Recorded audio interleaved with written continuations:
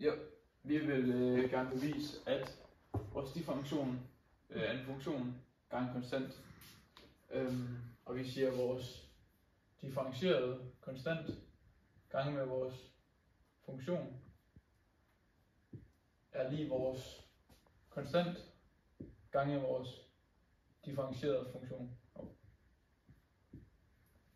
Og derfor bruger vi vores regneregler for vores grænseværdier, som er vores grænseværdi til vores konstant, hvor x er gående, delta x gående mod a, er lige vores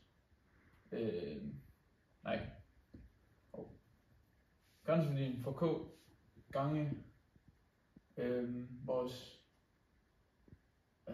funktion er lige vores konstant gange vores grænseværdi til vores funktion, hvor delta x går mod a. Og ved at vi så kan bruge det, bruger vi vores formel for vores differenskvotient, som er vores grænseværdi, hvor delta x går mod 0, er de giver f til x plus delta x minus vores f af x divideret med vores delta x.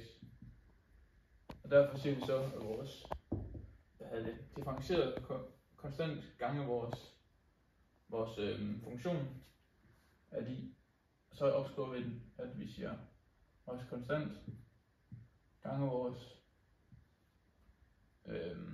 differentierede funktion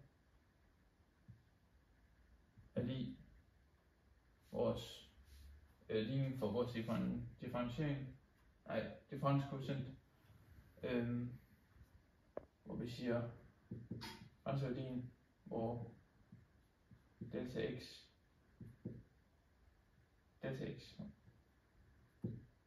går mod 0, og indsætter vi så vores q gange vores funktion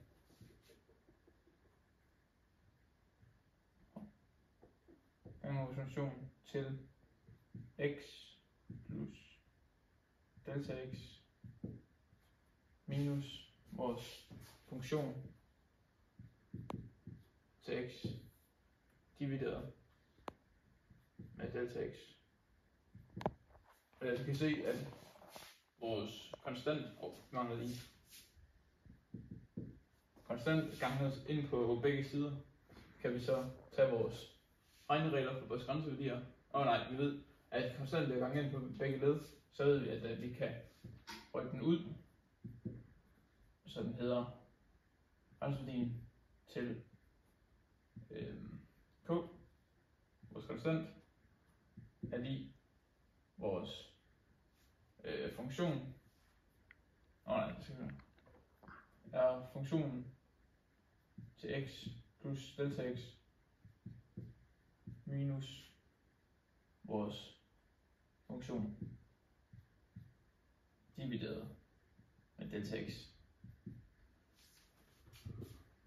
Og derfra kan vi så tage vores regneregler og sige, at vi må bytte om, så den kommer til at hedde vores konstant. Jeg skal lige herover. Konstant gange vores grænseværdi, hvor delta x går mod 0, til vores funktion delta x minus